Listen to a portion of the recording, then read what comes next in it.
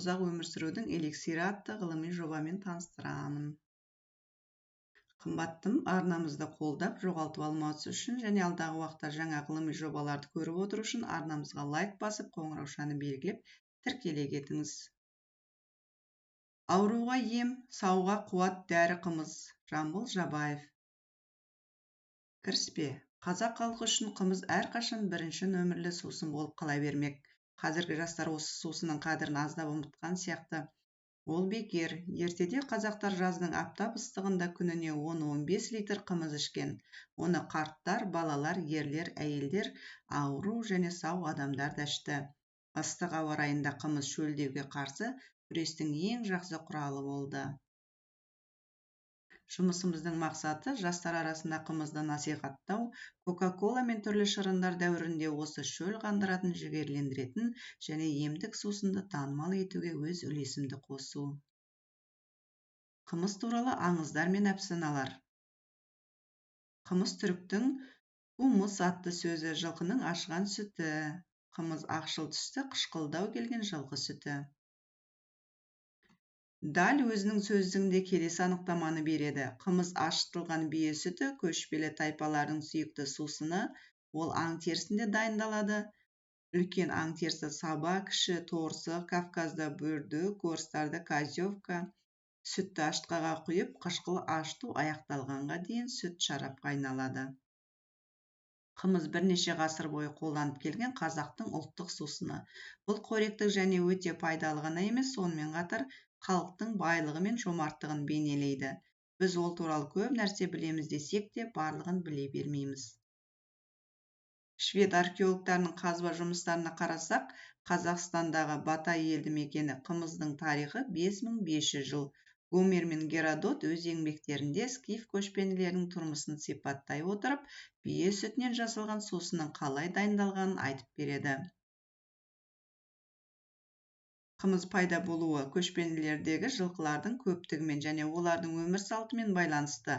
Онда ауыл шаруашылық жұмыстарының болмауына байланысты бос бие көп сүт берді, бірақ жаңа сауылған бие сүті ішуге аздап жағымсыз, сонымен қатар ол тез арада бұзылып кетеді. Көшпенділер ұзақ уақыт тәжірибе арқылы бие сүтінен бірнеше күн бойы сақталатын, сергітетін және жағымды дәмді сусын дайындау тәсілін табуға тырысты. Ежелгі грек тарихшысы Геродот біздің дәуірімізге дейінгі 5 ғасырда көшпелі скифтердің бие сүтінен қымыз өндіру шеберлігінен тәнті болған. Бірақ скифтер бұл ерекше сусынды дайындау өнерін құпия ұстады. Біздің заманымыздың 12 ғасырынан бастап еуропалық саяхатшылардың жылнамаларында қымыз дайындау технологиясы және оның адам ағзасына тигізетін тиімді әсері туралы мәліметтер кездеседі. Орта азиялық философ дәрігер Абу Али ибн Сина 1000 жыл бұрын медициналық ғылымның каноны атты еңбектерінде бие сүтінің асқазан жарасына көмектесетінін, әсіресе өт жолдары ауыратын патша мәзірін қымыз арқылы емдегенін айтады. Көшпенділердің жорықтарындағы қымыз сусын және тамақ болды. 12 ғасырға қатысты сипаттамаларда Ресейге шабуыл жасаған татарлар мен моңғолдардың ер-тоқымына қымыз салынған былғары сөмкелер тігілді делінген.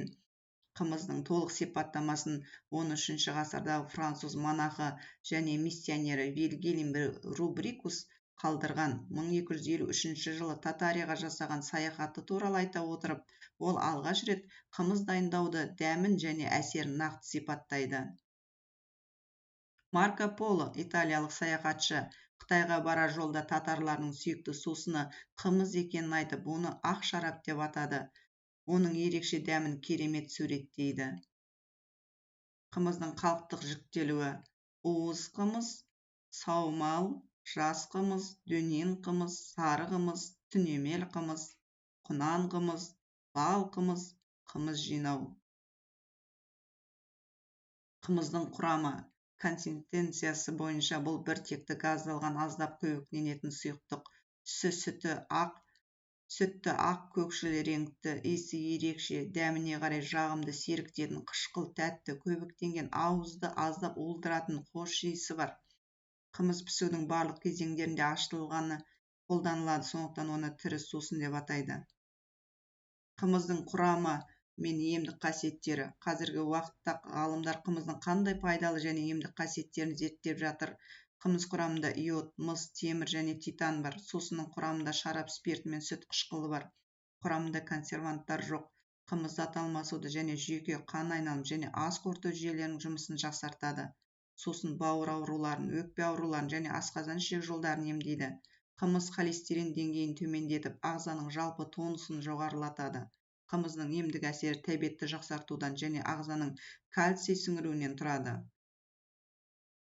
Орыстың белгілі жазушысы Аксаков қымыздың зор сауықтыру маңызын атап өтті. Көктемде қара топырақты дала жаңа хош иісті шырынды өсімдіктермен жабылғаннан кейін қыста тазарған биелер маймен жүреді. Барлық ауруларға қымыз дайындау басталады, деп жазды ол. Нәрестеден бастап қарт адамға дейін ішетіндердің бәрі емдік, құнарлы, батырлық сусын ішеді. Ал суық қыстың және тіпті кәріліктің аурулары таңғаларлық түрде жоғалады. Бет әлпеті толып, бозғылт беті қызарады. Қымызды ашыту кезінде ақуыз оңай сіңірілетін заттарға, ал сүт қанты, сүт қышқылына, этил спиртіне, көмірқышқыл газына және бірқатар хош иісті заттарға айналады. Осының барлығы қымыздың жоғары құнарлығын, жеңіл сіңімділігін, жағымды дәм мен хош иісті тудырады. Әдетте қымыз құрамында 0,2%-дан 2,5%-ға дейін этил спирті болады. Мықты табиғи қымыз тек бие сүтінен 4,5%-ға дейін спиртті қамтуы мүмкін. Қышқылдығы 60-120 градус құрамында 40%-дан астам спирт бар. Ерекше күшті қымыз дайындаудың қазақи тәсілі бар. Бұл асау қымыз деп аталады. Қымыздың құнарлығы мен тағамдық құндылығы. Бие сүтінен алынған қымыздың калория мөлшері 50 килокалория. Қымыздың тағамдық құндылығы: ақуыздар 2,1 грамм, майлар 1,9 грамм, көмірсулар 5 грамм. Қымыз құрамында кальций, фосфор тұздары, сирек металдар мен дәрумендердің микроэлементтері, төмен молекулалы май қышқылдары, соның ішінде линол және линолен қышқылы бар. Сонымен қатар ол А, Е, В1, В2, В12, С дәрумендеріне және биотинге бай. Барлық пайдалы заттар ағзаға сіңіп, басқа тағамдардағы ақуыздар мен майлардың жақсы сіңуіне ықпал етеді. Қымыз сүтті С және В тобындағы дәрумендерді синтездейтін, алкоголь түзетін, көмір қышқыл газын мол шығаратын сүт қышқылды бактериялармен және ашытқымен ашыту арқылы алынады. Бұл қымызға сергітетін шипалы сусынның сипатын береді. Микроорганизмдердің әсерінен қымыз ақуыздары көбінесе еріген немесе жартылай еріген күйде, ал ерімейтін ақуыздар ең кішкентай бөлшектер түрінде болады. Қымызды ашыту кезінде микроорганизмдер шығаратын антибиотикалық заттардың болуына байланысты айқын микробқа қарсы белсенділікке ие, айтарлықтай қоректік құндылыққа ие және организмдегі биологиялық процестерді ынталандыруға қабілетті болады.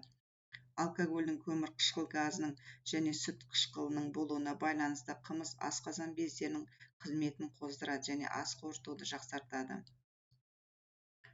Қымыз туралы пайдалы ақпаратымызды екінші бөлімде жалғастыратын боламыз. Арнамыздан алыстамаңыздар. Арнамызға тіркелуді ұмытпаңыздар.